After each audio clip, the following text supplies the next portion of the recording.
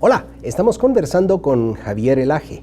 Él es director jurídico de la Human Rights Foundation y el tema que nos ocupa hoy es el de los tipos de regímenes que hay en América Latina. Javier, ¿puedes contarnos algo para entender cuál es la naturaleza del tipo de regímenes que hay en la región? Sin duda. Gracias, Luisfi, en primer lugar a vos y a la UFM, a la Universidad Francisco Marroquín, por la invitación. Desde el punto de vista político existen tres tipos de regímenes actualmente en América Latina y en el mundo en general, ¿no? Hay regímenes autoritarios completos, hay regímenes autoritarios competitivos y hay regímenes democráticos.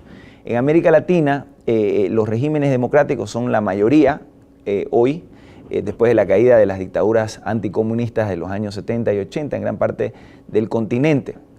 Los regímenes autoritarios competitivos en este momento son los regímenes de Venezuela, Bolivia, Ecuador y Nicaragua. Venezuela casi ya convirtiéndose en un autoritarismo completo, y el autoritarismo completo que hay en América Latina continúa siendo la dictadura en Cuba, que tiene ya 55 años sin elecciones libres y democráticas.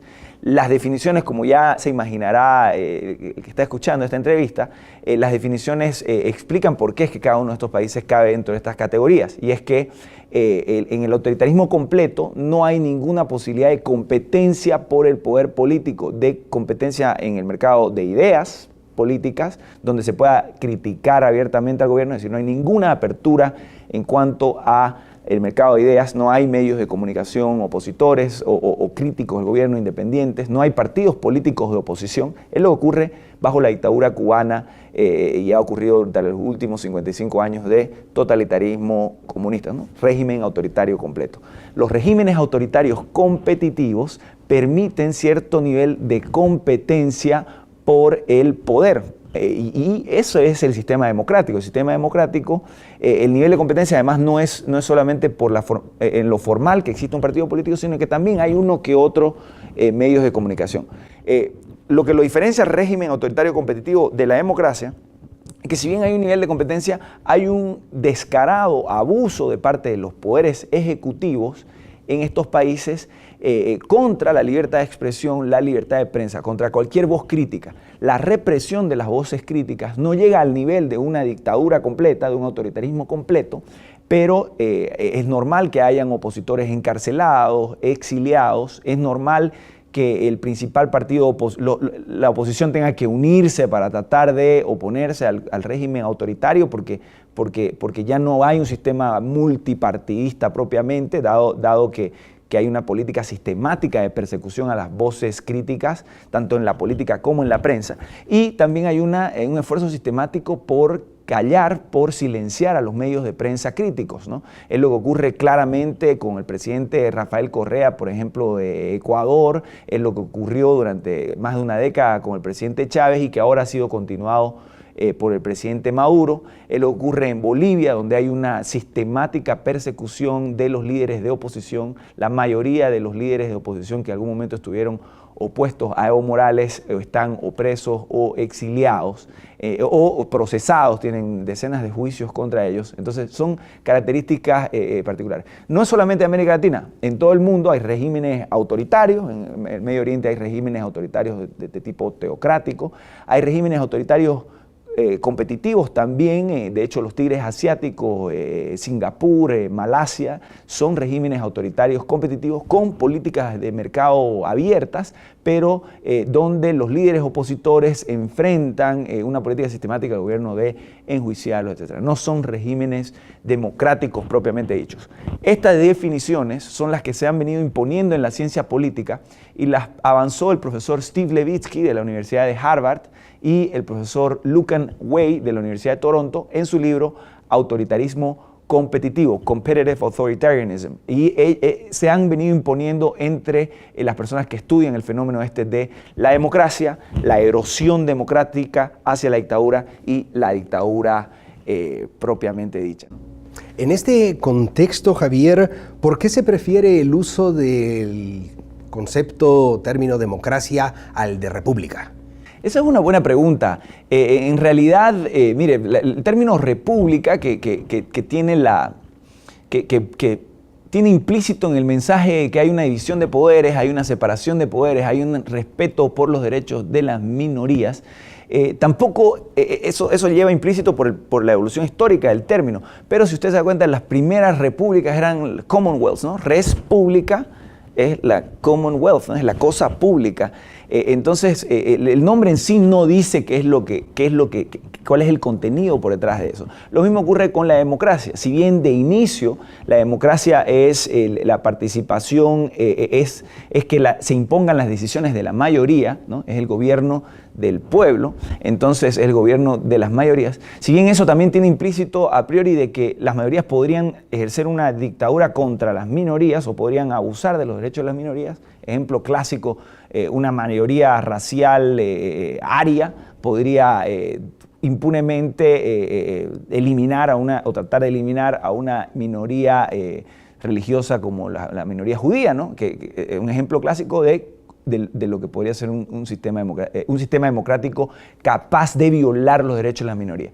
Rousseau, en su contrato social, habla de hecho de que la soberanía del pueblo y esta mayoría que expresa la voluntad popular, la voluntad general del pueblo, es infalible, es absoluta y por tanto puede imponerse a la minoría. ¿Y quién va a decirle al pueblo? Si el pueblo se equivoca, imponiéndose a la minoría, no necesariamente racial o religiosa, a una minoría política, si el pueblo se equivoca, dice Rousseau, ¿quién tiene la potestad de decírselo? Ahora, yo creo que en la práctica, los regímenes auténticamente democráticos que dentro del concepto que para llegar a las decisiones de quienes representan a los ciudadanos en una asamblea, que para llegar a esas decisiones se alimentan de las ideas en un mercado libre de ideas, donde no se mete preso ni a los comunistas, ni a los socialdemócratas, ni a los demócratas cristianos, ni a los liberales, ni a los libertarios, donde todas esas ideas compiten por la simpatía del público en general. En esos regímenes auténticamente democráticos es muy difícil que una mayoría decida cometer ese tipo de atrocidades contra las minorías. La experiencia es que los seres humanos somos en naturaleza, si tenemos la información correcta, vamos a tender a tomar decisiones racionales, decisiones razonables también, ¿no? El problema es cuando una mayoría circunstancial, un gobierno asume el poder, como hizo Hitler en el principio de los años 30, asume el poder y automáticamente comienza a imponer una realidad única, un discurso único, y que cuando escucha opiniones razonables que dicen, no, mire, señor, los judíos no son los culpables de todos los problemas de Alemania, cuando escucha esas posiciones, en vez de permitirlos en una sociedad democrática, comienza a cerrar canales de televisión, cerrar periódicos, confiscar la propiedad de quienes lo están criticando. Es en ese clima donde el pueblo ya comienza a, un poco por falta de información y otro poco por conveniencia, porque es difícil oponerse a un dictador, ¿no? Es mejor decir, sí, yo estoy de acuerdo también con el señor dictador. El pueblo comienza a jugar en la línea que le propone el dictador y es ahí donde se ven las atrocidades contra las minorías. La experiencia histórica es esa. Entonces, nosotros utilizamos el término democracia como un término sinónimo del término república y que necesariamente tiene inscrito ya en el término las instituciones de la separación de poderes y especialmente la independencia del Poder Judicial, la institución reina de la libertad de expresión y la libertad de prensa, por este tema que hablaba de la libre circulación y libre mercado, libre competencia de ideas, ¿no?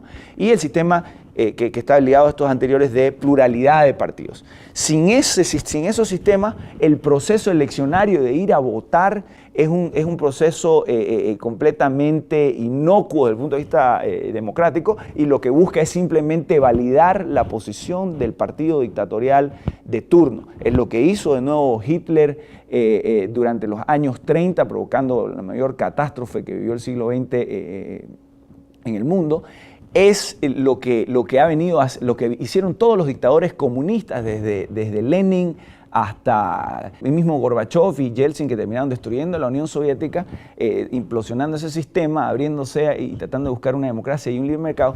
Ellos durante 70 años tuvieron elecciones periódicas, como las tiene Cuba desde creo los 70, que tuvo la primera elección y de ahí las ha tenido cada 4 años, pero claro, son elecciones son actos mediáticos, actos circenses, como los ha calificado Mario Vargas Llosa, en el que el pueblo es obligado, además, porque todos tienen que pertenecer al Partido Comunista para comer, para ser miembros de esa sociedad totalitaria.